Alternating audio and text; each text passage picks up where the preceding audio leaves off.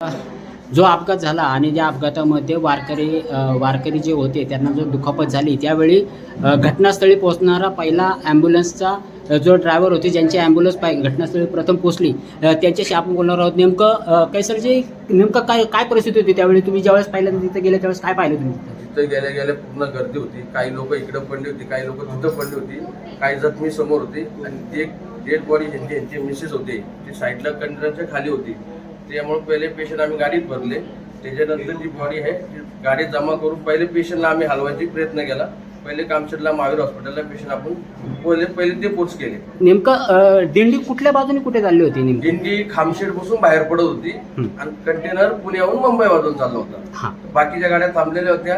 एक रिक्षा थांबली होती, त्या रिक्षाला उडून ह्या लोकांना त्यांनी जम्पिंग करून प्रथम दर्शन तुम्हाला काय वाटतं कशामुळे ऍक्सिडेंट झाला? म्हणजे ड्रायव्हर गाडी त्याचं लक्ष नसणार, गाडी न्यूट्रल असल्यामुळे हे सगळं प्रकार झालेलं आहे.